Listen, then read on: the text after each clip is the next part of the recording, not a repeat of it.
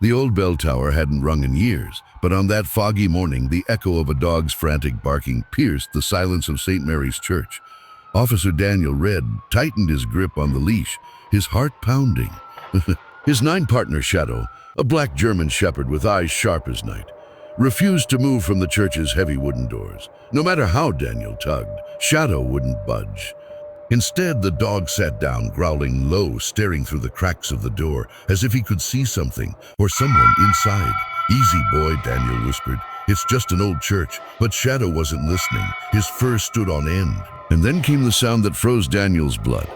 A faint cry from inside the church. Daniel called for backup.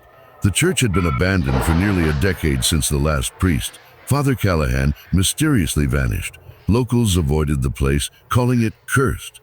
Cursed. But Shadow was certain something was alive in there.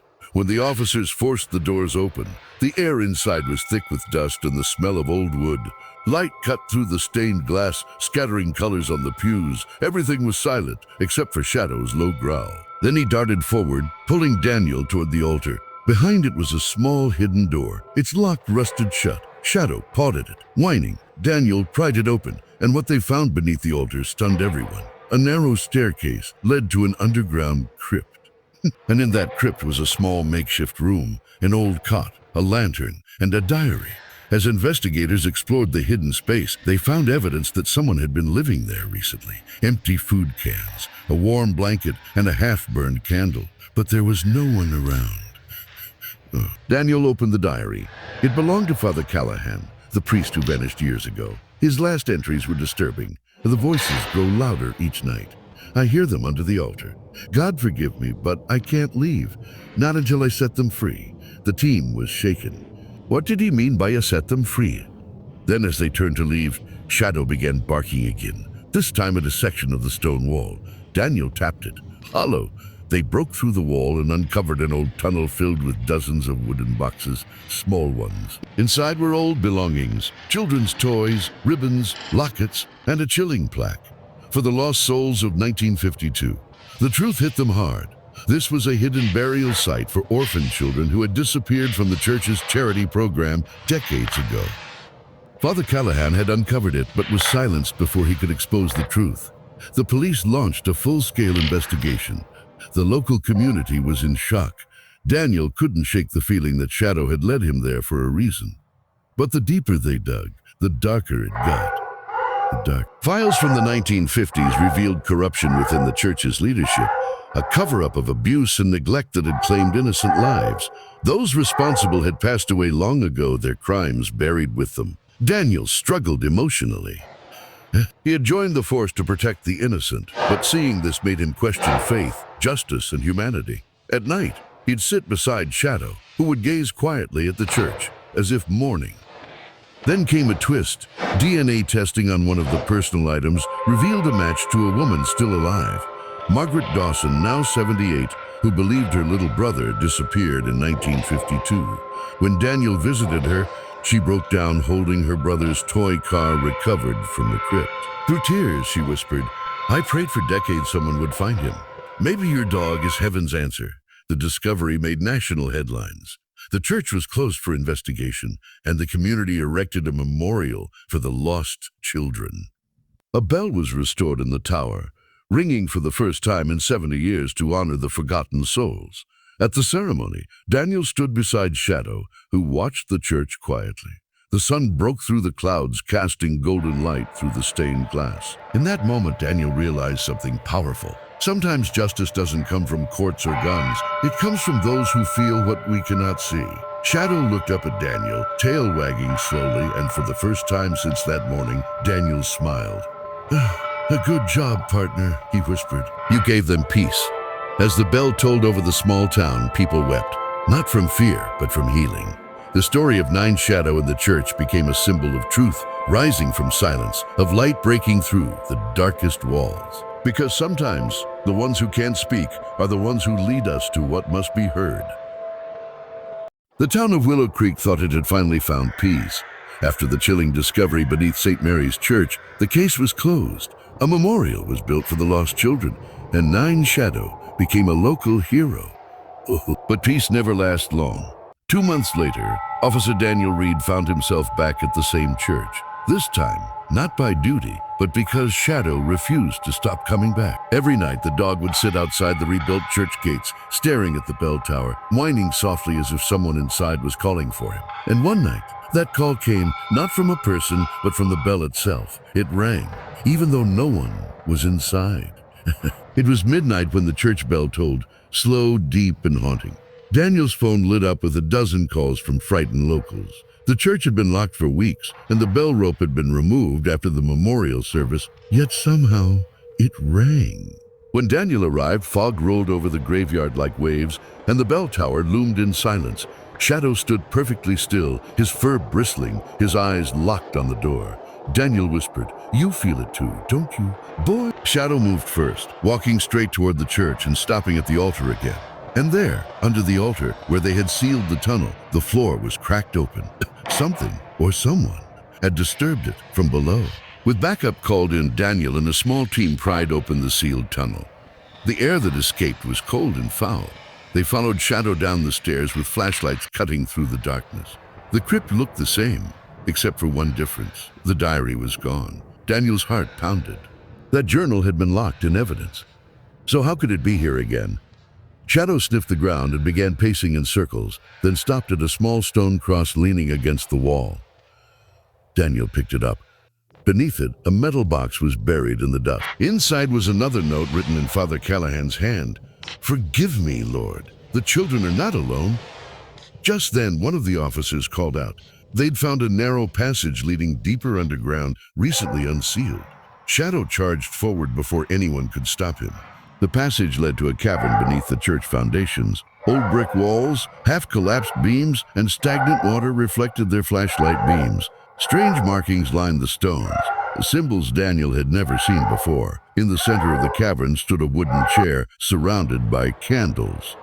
And on it, the same diary that vanished from evidence. Daniel approached slowly. The pages were open to a final entry, dated the night before Father Callahan disappeared. They whisper through the bells. They want to be heard. I must stay and help them cross. If I fail, they will call another. The moment Daniel finished reading, the bell above them began to toll again, echoing through the ground. Shadow barked wildly, circling the diary, refusing to leave it. And then came the sound. Faint, like laughter and crying mixed together. Children's voices drifting through the tunnels. One of the officers panicked, shouting to get out. But Shadow stayed. He looked up at Daniel, eyes glowing in the dim light, and barked once, loud and commanding. The candles flickered and went out. When light returned, they saw it. Carvings on the wall that hadn't been visible before, glowing faintly. They formed names, the names of every missing child. But at the bottom was one more, Father Thomas Callahan. Daniel realized what had happened. The priest hadn't vanished to escape. He had stayed to protect the children's souls, binding himself to the church to keep them safe from the corruption that destroyed them. Shadow, somehow, had felt that connection all along. As dawn broke, Daniel and his team brought the diary and relics to the surface. For the first time, the air around the church felt light, peaceful. The bell tower rang one last time on its own, then fell silent forever. That night, Shadow lay beside Daniel's bed, calm and quiet. Daniel dreamt of a man in priest robes, smiling gently, with children laughing around him, saying, "You helped them find their way home." When Daniel woke, the church bell never rang again. Months later, the church was turned into a children's center named the Callahan Home. A plaque outside read, "Dedicated to those who were lost, and to the faithful who helped them find peace." Daniel looked at Shadow sitting proudly beside him, tail wagging gently, eyes soft but wise. "I guess some angels wear fur," Daniel whispered with a smile. The wind carried the sound of children laughing, not from ghosts, but from life reborn. Months had passed since the chilling discoveries beneath St. Mary's Church. The town of Willow Creek had finally begun to heal. The children's center, the Callahan home, was alive with laughter, and the once feared church had become a symbol of redemption. But peace is fragile. On a cold autumn evening, Officer Daniel Reed noticed something unusual during his patrol. Shadow had stopped eating. The loyal 9, once full of life, now sat near the window every night, staring toward the distant church bell tower, whining softly. And then one night, the impossible happened. The bell rang again, only once. Low, hollow, and it echoed across the valley like a call from beyond. Daniel's heart sank. The church had been sealed after the last incident. The bell's mechanism had been removed. There was no way it could ring. He drove to the site immediately. The fog was thick, the air freezing. Shadow jumped out of the patrol car before Daniel could stop him, sprinting toward the church gates, barking furiously. When Daniel caught up, he noticed the church doors were slightly open, even though the town's maintenance crew had locked them days ago. The smell of old stone and candle wax drifted through the air.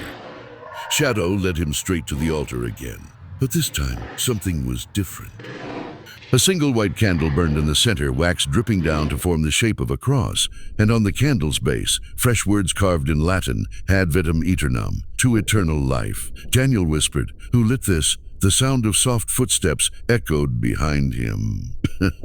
Daniel turned sharply, flashlight raised. A frail figure stood near the pews. An old man in a long coat, eyes sunken but kind. "Don't be afraid," the stranger said quietly. I was his student, Father Callahan. He introduced himself as Edward Hale, a retired seminarian who had trained under Callahan decades ago. He confessed that before the priest disappeared, he had been researching ancient purification rituals, ways to cleanse restless spirits. Edward looked at the cracked floor near the altar and whispered, "He never finished the ritual. That's why they still linger." Daniel frowned. "The children?" Edward nodded.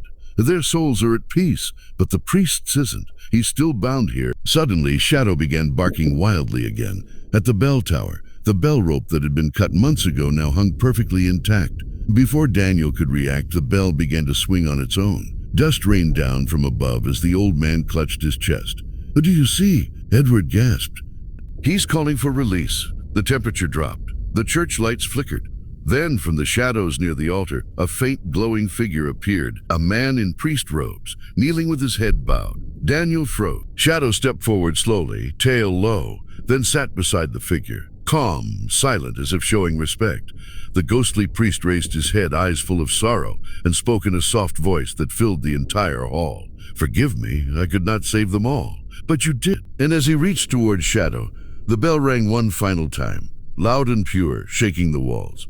Brilliant light flooded the church, washing away every shadow. For a moment, Daniel saw dozens of faint, childlike figures smiling, running toward the light with laughter echoing softly, followed by Father Callahan walking behind them, his expression finally peaceful. The bell stopped. Silence returned. The air grew warm again. When Daniel looked down, Shadow was lying quietly beside him, eyes half closed but calm.